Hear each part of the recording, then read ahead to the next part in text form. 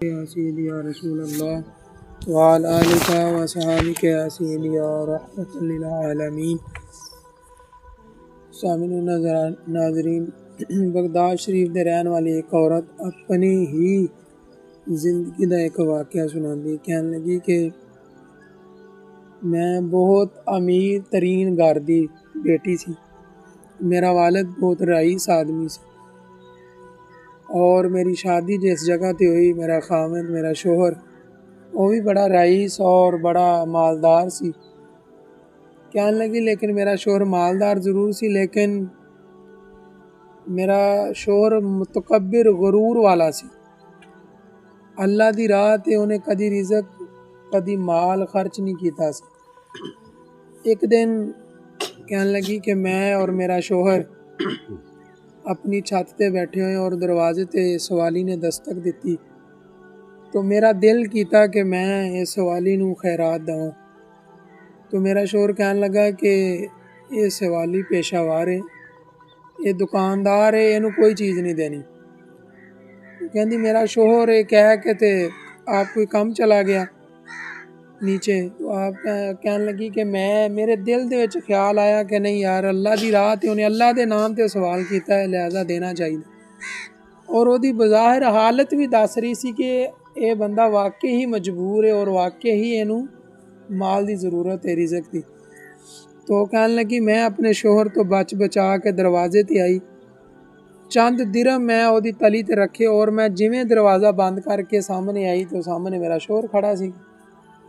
मेरे शोहर ने बड़े गुस्से और बड़ी हैबत भरियां निगाहां नाल देखदियां सर कहने लगा कि तू मेरे कहन तो बगैर दिता, मेरे रोकन तो बगैर दिता, मैं तेनू रोक भी रहा सी, लेकिन तू फिर भी मेरे तो मतलब क्रॉस करके मैनू तू इस फकीर नू खैरात दिती, जा तेनू 3 तलाकां। वो बड़ा गुस्सेदार सीगा। औरत बड़ी परेशान हुई। आखिर अज भी अगर किसी बच्ची नू तलाक हो जाए तो गलती औरत दी निकलदी है। मर्द जिहड़ा हुंदा है बस बिल्कुल साफ सुथरा, उन्होंने कोई परेशानी नहीं, लेकिन बेटियां दी गलती हुंदी है। अल्लाह ताला इस चीज़ तो महफूज फरमाए। तो बेटी रोंदी रोंदी अपने घर आई बाप दे कोले, तो बाप भी बड़ा परेशान होया कि बेटी भी इतनी बाहया सी, कोई गलती भी नहीं, लेकिन बेटी नू इस वास्ते तलाक हुई कि इन्हें अल्लाह दी राह ते माल खर्च किया है। तो बड़ी परेशान हुई। तो दिन गुजरते गए, बाप बड़ा परेशान कि हुण दोबारा रिश्ता किस तरह आएगा, कि मेरी नेक बाख्ता बेटी सीगी और इनू तलाक इस वजह तो हुई परेशान। लेकिन लोगों ने इस चीज़ नू समझना नहीं। तो चंद सालों तो बाद रिश्ता आया, तो बड़े मालदार घराने का रिश्ता आया। तो बीवी कहन लगी कि मैं खुद तो तलाक याफ्ता सीगी, लेकिन मैनू जिहड़ा रिश्ता आया वो कुंवारे बंदे दा आया। कहन लगी मैं दिल ही दिल दे विच बड़ा अल्लाह दा शुक्र अदा किया कि अल्लाह तेरा करम है कि रिश्ता भी मालदार बंदे दा आया है और आया भी कुंवारे बंदे दा है। तो कहन लगी कि मैं जो रिश्ता तय हो के निकाह हो के मैं जो उहदे घर गई ना, तो घर दे विच जो गई तो मेरे सामने मेरा शोहर बैठा। तो मैनू कहन लगा मैनू पहचानिया मैं कौन हाँ? कहन लगी नहीं मैं नहीं तेनू पहचानिया। कहन लगा मैं उही बंदा वां जिन्हें तेरे दरवाजे ते आके खैरात वास्ते सवाल किया सीगा। वो बड़ी हैरान ते परेशान हुई कि उस टाइम ते तेरी हालत मंगन वाली सी कि अज तू बादशाह तरह बैठा है। और कहन लगा कि जो तेनू तलाक हुई सी मैं उस टाइम सोच लिया सीगा कि ना बई ना।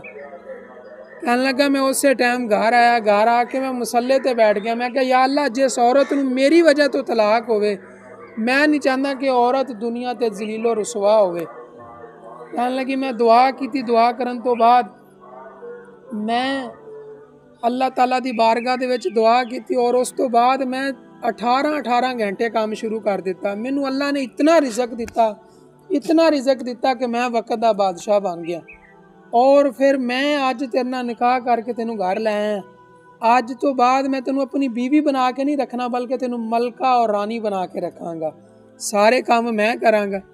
औरत कहन लगी कि वो मेरे सारे काम वो करदा। 1 साल गुजर गया, अल्लाह ने मैनू बेटा भी दे दिता, लेकिन दरवाजे तो कोई फ़कीर आंदा तो मेरे शोहर ने कहा कि खैरात तू ही देनी है, यानी सखी सी।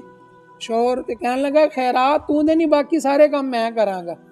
तो एक दिन दरवाजे ते दस्तक हुई तो औरत माल लैके ते दरवाजे ते पहुंची, तो जिवें खैरात देन लगी तो बेहोश होके गिर गई। तो शोहर दौड़िया दौड़े आया, कहन लगा खैर होवे मलका रानी, गिर गए हो, बेहोश हो गए, उठाया। तो कहन लगी पता है जिहड़ा खैरात लैन वाला आया सी कौन सीगा? कहन लगा कौन सीगा? कहन लगी ये वही पुराना मेरा शोहर सी जिहड़ा बड़ा गरूर और मुतकब्बर सीगा। तो बजुर्ग फरमांदे ने बेपरवाही वेख सजन दी जिसते किसे दी पेश ना जावे, उन्हें ताजा वाले दर दर रोले, उन्हें ताजा वाले दर दर रोले ते मंगते आन तख्त बिठावे। तो बसाओ औकात बंदे दे दरवाजे ते अगर कोई फकीर आ जाए तो बंदे नू गरूर और तकबर वाला लहजा नहीं अपनाना चाहिए, बंदे नू हर टाइम अल्लाह दी रजा वास्ते खर्च करना चाहिए। ये देखो कि सानू रब ताला ने इस वजह तो दिता कि असी सोहने सी, साडी अकल ज़्यादा सी नहीं, बल्कि अल्लाह ताला ने सानू अपने फजल की वजह तो अता किया। तो अल्लाह ताला सानू सब नू अमल की तौफीक अता फरमाए और अल्लाह ताला सानू सब नू अल्लाह दी राह ते खर्च करने की तौफीक अता फरमाए। आमीन।